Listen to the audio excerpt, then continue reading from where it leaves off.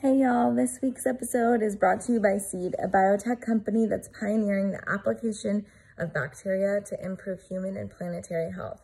They've got a huge mission and they're totally coming through. Their first product in the pipeline is called the Daily Synbiotic, and basically it's used with a proprietary technology that they came up with that has a prebiotic outer capsule and a probiotic inner capsule. And the prebiotic outer capsule protects the inner capsule, the probiotics inside, from heat, moisture, and our stomach acid. And so it makes its way, the probiotics make their way all the way down to our small intestine, to the very end of our small intestine. And that's super important because a lot of the probiotics out on the market don't make their way there, and that's where it's actually most important for your health. And so I really love taking Seed because it actually works. Taking a daily probiotic is a really big commitment to our health because we're not only spending the money, but we're actually also trying to remember to take the actual probiotics because it's, you know, there's so many things to take every single day and it's super complicated to do everything that we need to do for our health. And so they've made it really easy and they deliver it straight to your door with a monthly subscription. And they also really care about the environment. And so their packaging is all made with super, super eco-friendly products. And I really, really appreciate them as a brand and as a company, what they stand for. And so I wanted to offer you guys the opportunity to try it with me, get 15% off using code the fullest, and let me know what you think.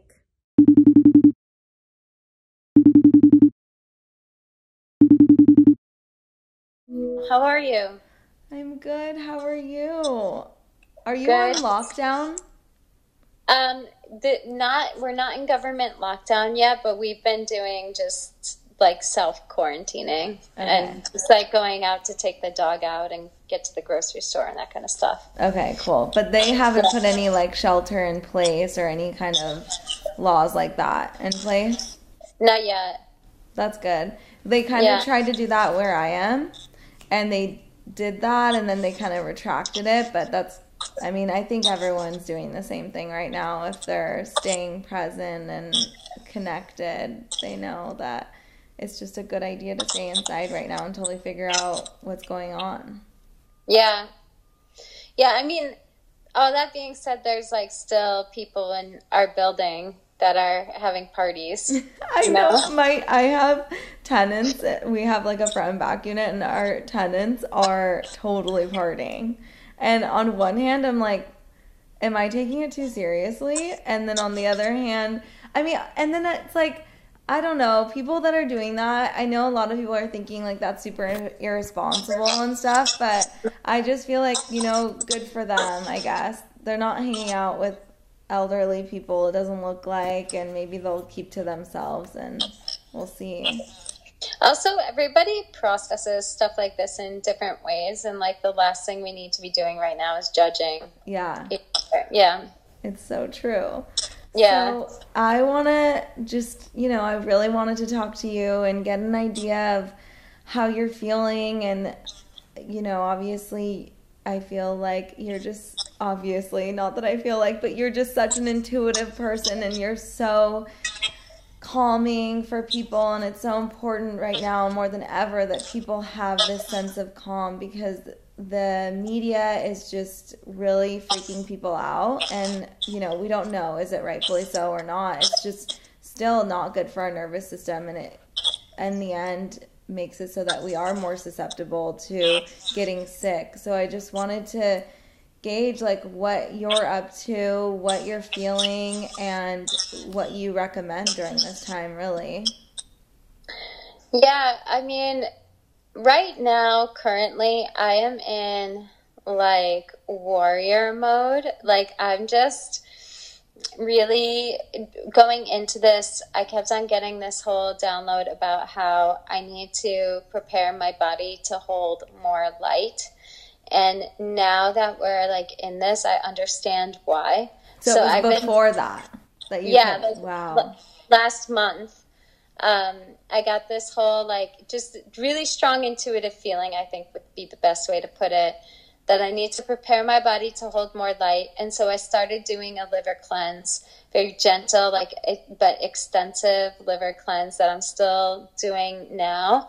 And I understand now why I needed to do that cleanse, because I feel like part of it is that the anxiety and stress, while I can still feel the fear and all of that, and like all the worry about uncertainty, there's also this feeling of like groundedness and centeredness and like trust that is coming through it. And then I using that feeling of patience, presence, and perseverance, like through all of it, to then help set an example for others in the best way that I can. And so I'm just being really present with like what needs to come through each day, and then sharing, with my clients in medicine readings or like medicine reading ceremonies, which is also really crazy. I switched a couple months ago to doing them all online. Wow. I know. And then, so it wasn't like you had to pivot right away. It was just naturally what had happened. Yeah. That's incredible. Yeah. It's like it's mind blowing. Like I feel like I've been really looked out for with it, Yeah. Like I lost my space in Soho in, December. The landlord like went and kicked everybody out because they want to put in a WeWork. Oh. And it was really hard. I mean, it was really hard. I'm sure. And at the same time, I was like, actually, like the idea of working more from home, being able to like drop Munai off at school, pick her up, like cook dinners, things like that. That sounds like really appealing. Yeah. Yeah. So I was ready for it. And now it's like, okay, but this is the bigger picture of why that needed to happen. Yeah. Yeah. And then like intuitively with the collective, I feel a lot of things. Like, first of all, I've lived in New York for 20 years. This is my home. Lots of my friends are in the hospitality industry. They own restaurants or hotels, things like that. And my heart is kind of like breaking for them right now because it's really hard to figure out what to do. And I feel like the collective fear, and I worry about people, and I worry a lot about mental health right now. But at the same time, I feel that there is, in all this destruction that's happening around us, I feel like there is like a lot of light that is coming through as well. And just like the collective rest, and just the earth not being so like trampled on because of all of this, like I think we can see the pain of change right now. All change brings pain. All pain brings change. And we can see that and we can feel that pain right now. But ultimately, change is a part of evolution, and it's necessary. And I think that we've been needing to evolve for a really long time, and it can't just be one of us or like a small group of us that's ready to evolve. It has to be collectively kind of all of us working together to evolve. And the virus is helping us to evolve, I hope, away from the energy of abuse, which I think is like the cause of this virus in the first place, away from the abuse of like innocence, especially, and you mean how it pertains to the environment, or what? Just in general? Like all abuse, like abuse of ourselves, abuse of each other, like abuse of innocent animals who are just trying to like live life, and people have to like try to catch them and abuse them, which the start of the virus in the first place, Yeah. And I think like we've been storing a lot of the grief of abuse in our lungs for a very long time. And if you look at it, like right before this happened, the Amazon was burning.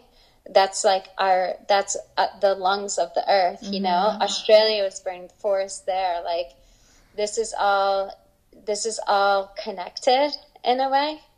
And so I feel like the big cleansing is kind of cleansing like long held grief of like the energy of abuse. Wow, that's a strong download.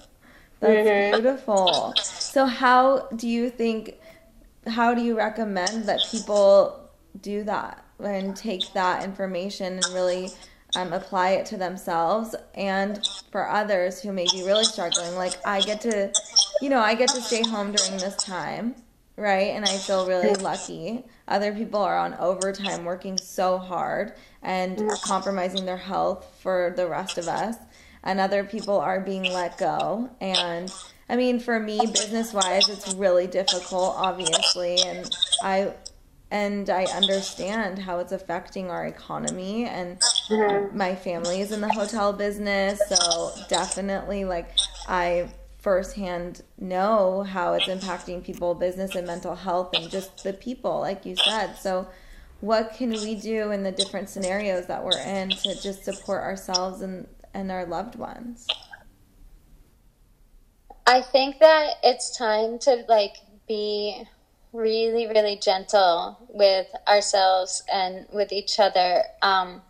Like the word grace comes to mind right away. Like, I think we have to, we have to work with the counterbalance energy, right? So it's like right now we're being forced rest. Let's lean into that rest. Apparently we really need it.